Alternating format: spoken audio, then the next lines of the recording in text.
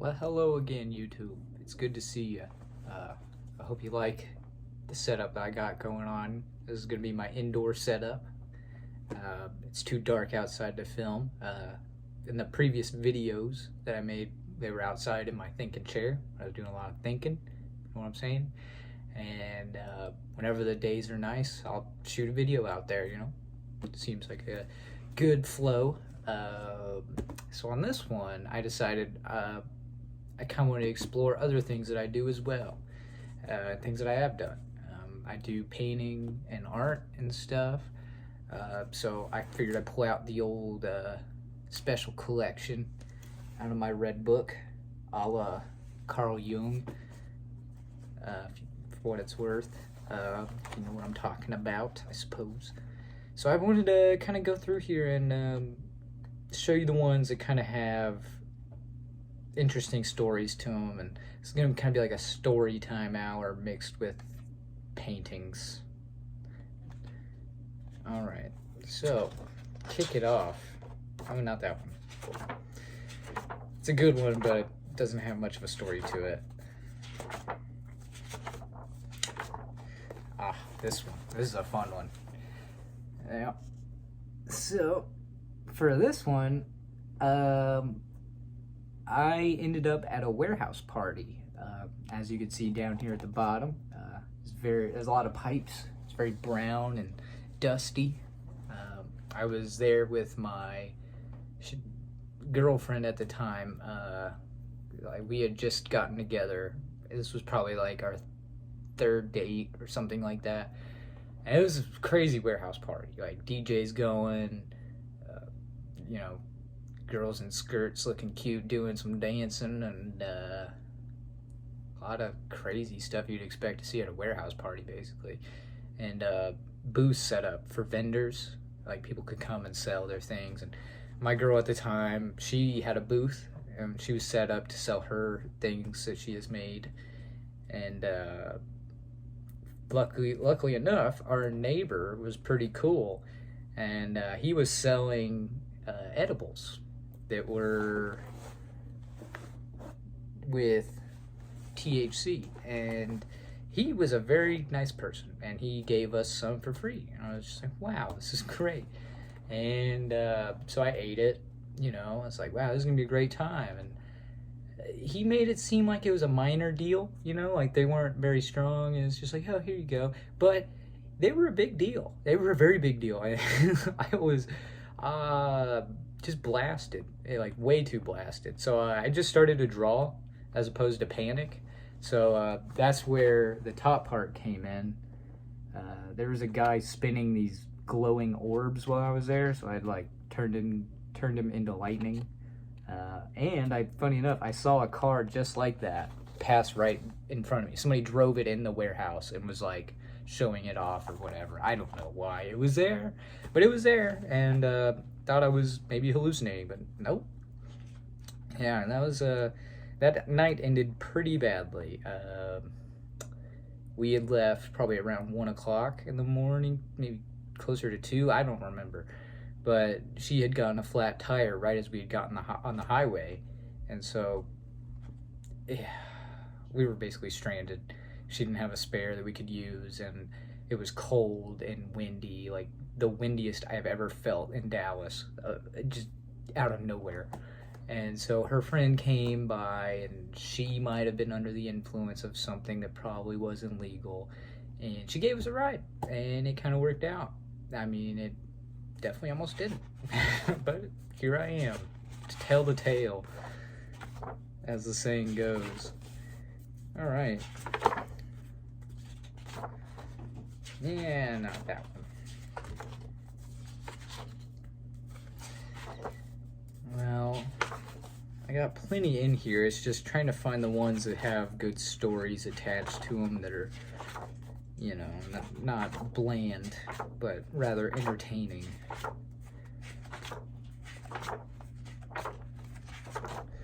Goodness me. Well, this one doesn't have a story, even though I was just saying that. This one's just kind of my favorite. So, yeah. Got a little giraffe down there, the UFO and stuff. And I don't know. It gave me like it was like a Salvador Dali kind of vibe, and it was a lot of fun to paint. It didn't have a lot of story, but it was one of my favorites. Okay. Ooh. I'll skip that. This was better. So this one was fun. It has a lot of fine details that are really hard to see with the camera and the lighting, but yeah, it's a scorpion down there, and it's easier to see in better light, basically. So yeah, for this one, so I was staying at a commune with the same girl, and this is way later down in our relationship. And so I was living there with her. It'd been a little bit, and but the first day we got there, or it was like the next morning, because we had gotten there at night, I was just sick as could be. Like, felt like I was dying. And this was pre-COVID, you know, don't get all worked up. But so I had a bed in my car, so that was kind of like my tent, my mobile home kind of thing.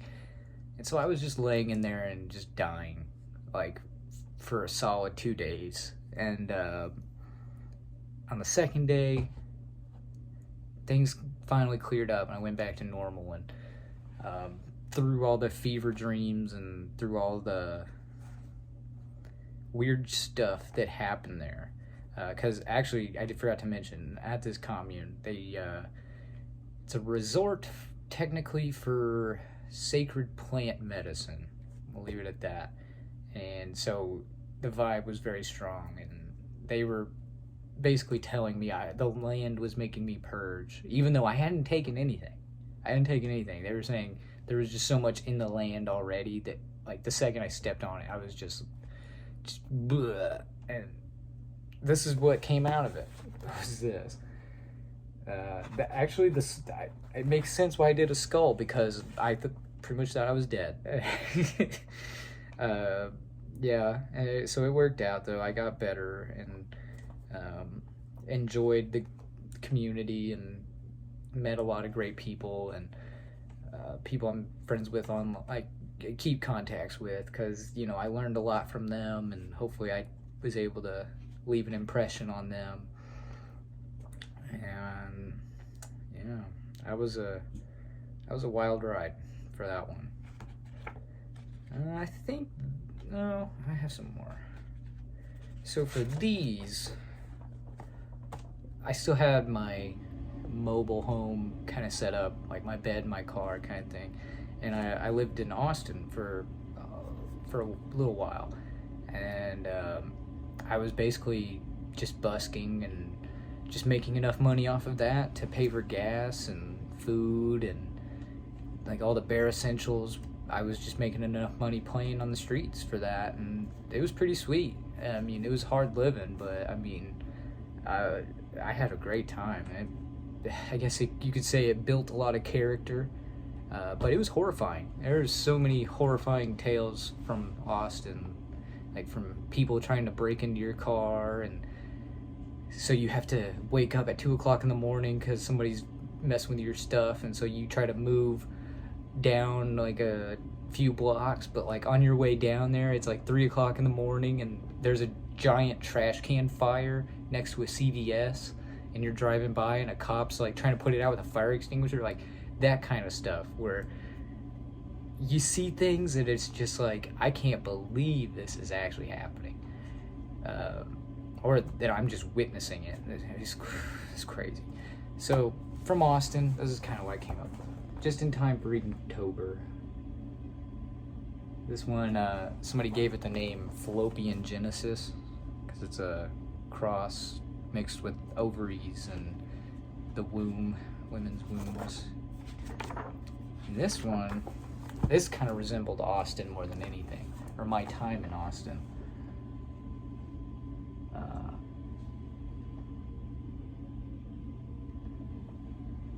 Yeah, it was very fun, but it was horrifying at the same time.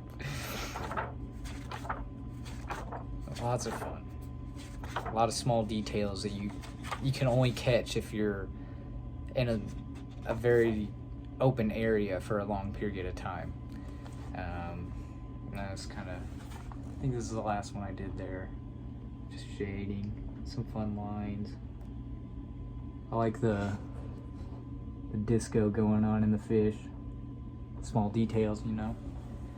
I basically saw that in Austin. That actually happened. It's not based off of my imagination. That was real. I swear. And that's gonna be it. Oh wait, no. Forgot. This guy. Thing. Octopus. Well, it's more than an octopus, but that's my dream squid. I had a dream. Basically, I was a knight, like in medieval times, riding a horse, and I went to a small village. It was basically just like, hey, what can I do to help? And they were like, hey, there's this thing that's taking all the people and stuff. And I was like, oh, that's not good, so I'll help. And so I ride off into the swamp, going to look for this creature that's giving these people problems. And this thing comes out of the mud like a vortex, and it just starts spinning like on its head, and it was like coming right at me, like really fast, like crazy fast. And so I turn and I'm just like, no, I don't want nothing to do with that. And so I just start like riding off, you know, and it starts like it's gonna catch up on to me, and so I'm just freaking out. And like I was like, you know what, I'll do what it's doing. So I got down and started rolling like a top, like this thing. And but I didn't have any control over it because it was my first time doing it. So I just started spinning out of control, and like it just kept going really fast. I'm like winding up, woo, woo, woo, woo, woo, and I just shoot off into space. And the last thing I see is like the Earth getting further and further away as I wake up. And yeah, that was a weird one. That was a real weird one. And I should probably avoid small villages. Maybe not try to help them as much. I don't know. It just, maybe it's a sign. Or there's some other deep symbolic meaning that I'm just not acknowledging. But anyways, I hope you enjoyed the story time mixed with art exhibit. I don't know. Yeah, like the video if you did, or comment down below if you want to hear more. That would be great to know that you might be interested in something like this. I'll definitely consider that and do more of this, because I do have plenty more art, plenty more stories. Yeah, and subscribe. That would be really helpful. I really appreciate that. And I think that's about it. I hope you take care, and hopefully I'll see you again very soon.